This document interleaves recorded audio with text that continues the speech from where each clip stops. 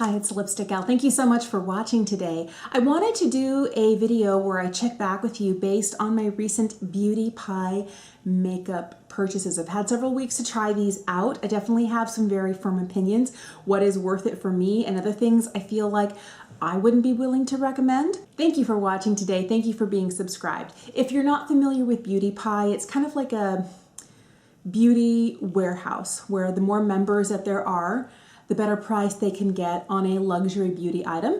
And it's sold under the Beauty Pie name, even though its formula may be similar to a luxury brand. But because they expect that their members are going to do word of mouth, like me telling you about this, to get somebody else interested. They don't have to spend money on marketing. They don't spend money on like really crazy packaging. They just want to give you the best there is at the lowest price possible.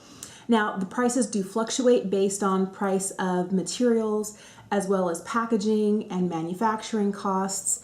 One lipstick may cost $5.74. A different shade, even though it's the same formulation, may cost $6.21. That happens. I don't understand all of it, but you can read all about it on the Beauty Pie website, and I will leave that link for you down below. This is supposed to be luxury makeup at affordable prices. The first product that I've absolutely fallen in love with from Beauty Pie is this. This is their Wonder Gloss Collagen Lip Oil. This is a fairly new formulation, I think. And I don't know that you'll be able to tell, but like I have gone through like half of a tube. I don't know why I love this so much. This is, I think it might be the way it feels. First of all, it is really hydrating on my lips. Second of all, it does give a really light tint where it's not too much, but I don't look like I have like the lips of a corpse. And I really like that it's easy to apply and reapply. It also is a little sticky, but not to the point where I'm getting any of those trailing strings. I was worried that this would do that. It hasn't. And this has been my constant go-to since my Beauty Pie makeup order came, I don't know, 3 to 4 weeks ago. Love this so much. And the fact that I've gone through half the tube, I can't remember the last time I had a gloss that I went through half the tube in a handful of weeks. This is definitely my go-to. This is the one that I tuck in my bra and take with me. I don't put lip products in my pant pocket because I've been known to forget things and they go through the wash and then the dryer and they melt and they get, ugh. First of all, I would never disrespect a lip product that way. And then I don't want to ruin my clothes either. Mostly it's like, oh, I left the lipstick in the wash. But this is so beautiful. So this is the one that I tuck here, keep close to my heart, and I use all the time. Another lip product that I fell in love with was the Beauty Pie Future lipstick in their Luxe Shine formula. This is the shade Bruised Berry. It looks like this. You can see it is really shiny. Now, there are some products in my collection. This is kind of like a shiny lipstick. It's not too heavy on the lips. It's very comfortable. There are some other lip products in my collection, and I'm thinking more of like the lip cushion from M Cosmetics or the melting lip clicks from Sephora, even the enamored lip gloss stick from Marc Jacobs, where it's more like a lip gloss in stick form. I feel like this isn't a lip gloss in stick form. This is a lipstick that's glossy. And that may not mean a lot to you, but as a lipstick hoarder and formula lover, I like the difference when you cross over that line from lipstick to lip gloss, and then that kind of gray area where it's in stick formula, but it's still a gloss. This is definitely a glossy lipstick. If that matters to you, I like this. I do find that this is a very easy to apply shade. I feel like I like a blurred lip line, and this gives me a nice soft blurred lip line, especially the shade here in Bruised Berry. It's kind of like the same tone as my natural lips, but just a little bit more intense, so it's in my lips but better. But I feel like the formula wears well. It's not difficult to reapply throughout the day. And it always makes my lips look better than they are. It's also really nourishing. It's hydrating, it's comfortable. I really like that about it. I'm wearing it today, but I guess the lights are kind of washing it out. I have been enjoying the SUPERCHEEK Cream Blush. This is the shade French Raspberry. and ooh, she's beautiful. I use this on my lips, and then I'll tap this on, and then I'll put the gloss over the top. I do wear it on my cheeks. I did powder over the top. I used all cream products on my cheeks, and then I powdered over the top to make sure it's set and stayed. I feel like this shade is great, especially on days when I don't powder my cheeks, where I just keep powder in the under eye and around the nose area. It gives a really soft, dewy, blushy look, and this is great because although it looks really deep and intense and it's the darkest shade they make, it's also super easy to sheer out on my fair skin tone. And so if I want a really bold, like hello blush, I can do that. If I want a softer, more ethereal, just kind of like, oh, I'm just slightly embarrassed shade, I can get that too. I think this is a beautiful product. I would say second to this, my next most used beauty pie product is this. This is the One Powder Wonder. This is supposed to be a translucent powder. When you run your finger over it, you do see there is a small white cast, but if you don't pick up too much of it, on my skin tone, I can't see it. I've only found this on the Beauty Pie website in this one shade. This is Uberlucent Universal. In the pan, it looks frighteningly white. In the first video, when I tried all of this on, I found I used too much. When I take a small brush and dip it in once, it looks like a lot, you know, on black bristles. There's a cat hair on here that I don't want on my face. And then swipe it under my eyes to set my concealer, corners of my nose, forehead, and chin. And on days that I'm wearing cream products here, that's all the setting that I do with one swipe, and I don't end up looking like I have a white cast on my face. The other thing that I like about this powder is that it has a slight sheen. It's not glowy. I feel like an Hourglass ambient lighting powder is a little bit more luminous, but the shade is called Uberlucent Universal. Now, I don't have experience seeing people who aren't me using this. So if you are of a deeper complexion than I am, I don't know whether this would show up with a white cast. If on richer skin tones it would look ashy, I don't know. I just know that for me, and probably up to somebody fair to fair medium, you might actually be able to use this and really like it. I have been reaching for this over my ambient lighting powder, although I love this. This has been giving me, for really fast, easy days, this has been giving me the setting that I needed while not making my under eyes look dry and crepey. A lot of powders don't play well under my eyes now that I'm in my mid-40s, which is why I love this. I like finding a less expensive option that I can set my under eyes with. Now, if push comes to shove and I'm wanting to do like a really beautiful, gorgeous look, I'm gonna pick this one. But on the everyday, when I just want a little bit of makeup on to look like a person who's not zombie mommy, I'm gonna pick this one. And it does look beautiful all over. I'm not saying that it's different because this is more luminous, but this has a little, it's not flat matte. It has enough of a luminous quality to it that it's really beautiful on the skin and particularly surprising under the eyes for me. So I don't know why I happened to throw a brush in my box when I was, you know, ordering things online. I was like, oh, I want to see what their brushes are like. And I normally would just stick to makeup, but I'm so glad I got this. This is their Seamless Foundation Buffing Brush, and it doesn't have foundation on it. It has cream cheek products. I use this, I'll dab on the blush, and then I'll blend it in like this. And I find that instead of buffing, that as I kind of press and stipple, this is great because it's a little bit more dense than a stippling brush. A stippling brush is not quite as dense as this, and this sometimes, if I'm not careful with cheek products that are as rich as that French raspberry, can leave streaks. This never does. I have been using this brush to blend in both the French raspberry SUPERCHEEK as well as this. I love this. This is the Quick Color Contour SUPERGEL. This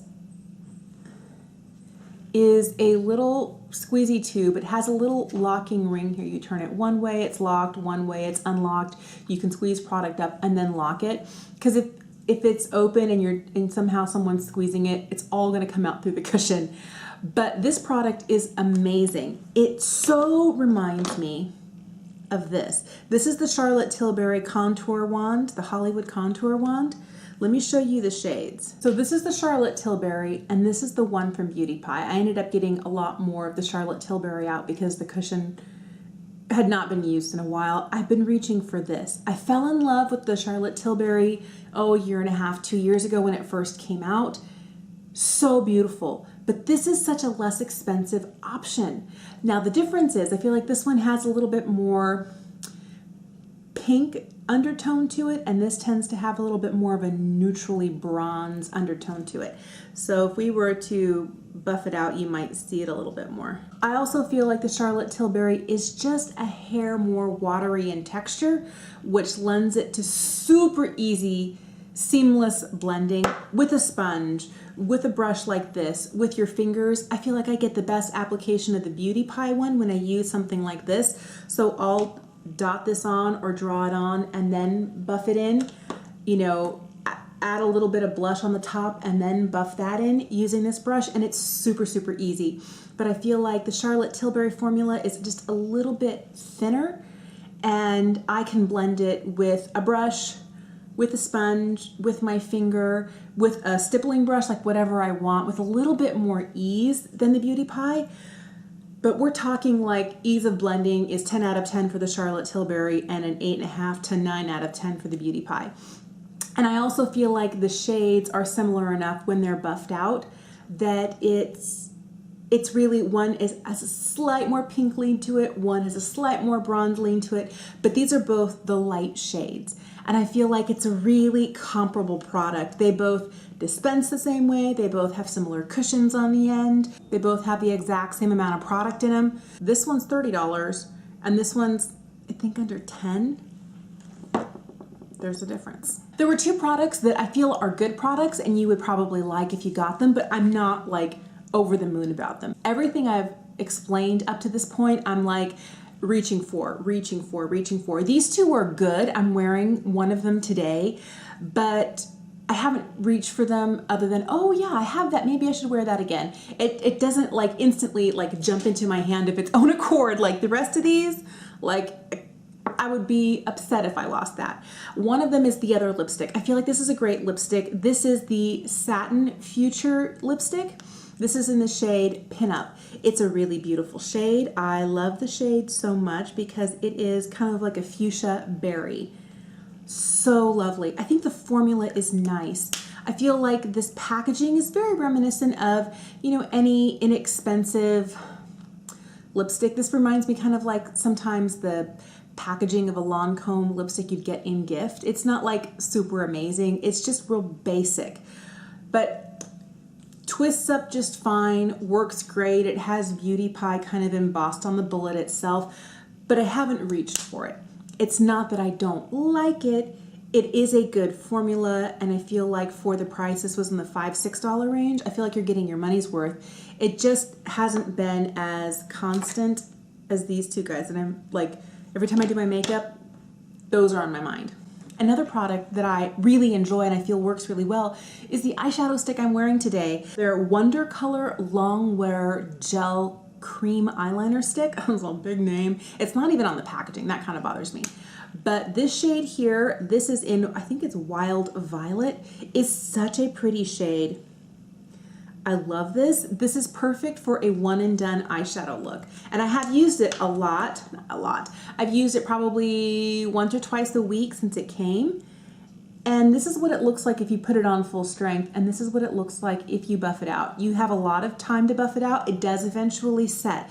So if you want a little more intensity, just swipe it on. It buffs out beautifully like to the edge. And it has a nice kind of bronzy background to it. It does kind of have a little bit of a cooler tone when it's swiped on full strength, and when you blend it out, it does kind of warm up a little bit. So I feel like I can kind of diffuse the outer edges.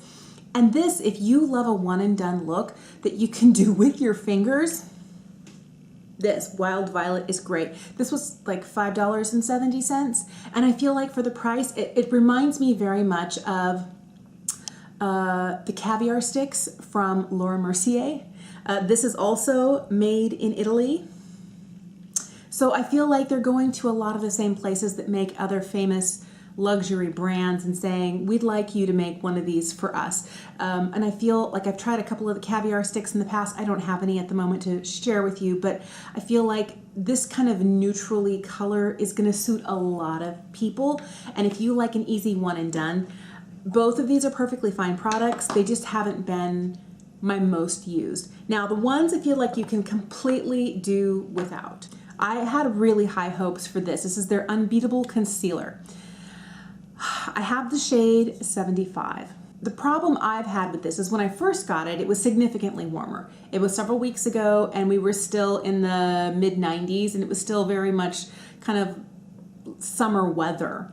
And now it's in the 50s. And I find that now that it's colder, I don't really have any dry patches, but my skin is not as hydrated and it's going through that seasonal change. This product kind of catches in the corners and kind of catches in the corners of my nose, can sometimes catch in little crepey spots under my eyes.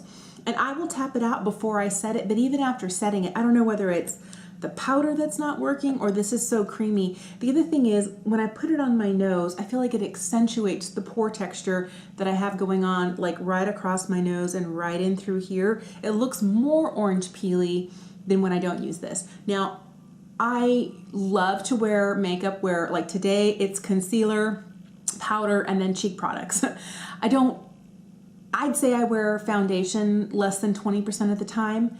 80% of the time, it's concealer where I need it, powder to set, and then I'm on to the next step. I am wearing a pore filling primer today, and I feel like on days when I have other formulations on my nose, I don't see the pores as much, but up close, this is Pore City, like right in through here, right in through here, and right across the tops of my cheeks. And I feel like if you have absolutely perfect poreless skin, if you don't have any lines, if you don't have larger pores, if you have like 20-year-old skin, this might work beautiful for you. But if you have any textural concerns like I do, or your skin tends to be dry in some areas and not, I feel like this could catch on dry areas. It's okay coverage, like medium coverage. It's just not my favorite. Another thing that is forgettable for me is their shimmer bar. This is in the shade Lumineer. It's pretty. I'm wearing it today and I didn't get enough highlight, so I put the Wayne Goss highlight over top. I'm wearing something else over the top because I wasn't getting enough shimmer from this. These ones right here have a real kind of flaky, dry, shimmery feel to them, where the ones at the bottom have more of a creamy powder feel to them. It's these flaky ones here. I liked it because what I ended up doing today was just like tapping it over the crayon eyeshadow that I put on, and it worked really pretty and it brought a little extra oomph to it. I have been just using these 6 pans here for highlight because I'm worried about getting my highlight brush in either of these two because they are so flaky and they really show up as like flaky chunks of shimmer on my cheeks. It's just meh. And in the world of me having some really fantastic products that really excite me, sort of highlight, it's not worth my time. If you watched the previous Beauty Pie video, you'll know how frustrated I was with this. This is the last thing. It'll be a short rant, but it's gonna be a rant. This is their Everyday Great Skin Foundation sample card for people who have fair skin. And they have 6 samples in here, and the lightest they have is 75. When I finally went to their website and started checking, guess what I found out? They have a shade 50. They have a shade lighter than what's on here. 75 was too orange. 100 was kind of pink toned and you could see a real line of demarcation. Shade 150 was again too orange. I was like, where's my neutral best friend? They have 1 shade lighter and that would probably be the shade I would need. I really like the way this looked on the skin. It looked very much like a one step up from a tinted moisturizer. It looked luminous, it looked beautiful on the skin, but I don't want to spend money on a product that's not gonna work for me. And there's no way for me to, I wanted to sample all your shades that are sent for fair skin and I tried, but you didn't put it in there. Was not happy about that. And part of me is like, it's only like $10 or $11. Just try. No, no. I bought the sample card because, and the other thing is, this sample card costs more than this lipstick. And I was thinking, if you're going to charge me almost $6 for a sample card, then what you need to do is you need to say, if you buy this, you know, a portion of like $5 out of the, you know, price that you paid for the card will go towards the purchase of your shade of foundation. Something like that, at least, because who's going to pay almost $6 for 6 little foil pack samples of foundation? I did it, and I didn't find my shade, and it wasn't helpful, and it, okay, rant over. Obviously, very bitter. I think there are a lot of good products here. I'm surprised, and I know there are some that are instantly kind of in my totally worth it bin. And then there are some that are okay that I would still recommend, but I think you have to know what type of makeup wearer you are. If you tend to be more of the super easy, laid back, me but in color sort of person, I feel like this brand would be really good for you. And they are doing products that are surprisingly similar to other products out there. This really reminds me of the caviar stick. I feel like they do a lot of that. And if you want a less expensive way, the one thing you do remember is that you do have that monthly membership fee, which really doesn't go towards anything. It's just giving you the ability to purchase at their store and not have to pay $30 for this when you can get it for under $10. I'll leave a link to Beauty Pie down below if you're curious about it, but it was a mixed bag of stuff that totally didn't work for me, and I feel like things that are going to transition into my everyday, constantly reach for, most used products. Thank you for watching. Let me know if you've tried anything from Beauty Pie, if you have a favorite shade, a favorite formula, if there are things you're curious about. I'd love to hear from you in the comments down below. Have a great day, and I will see you again soon.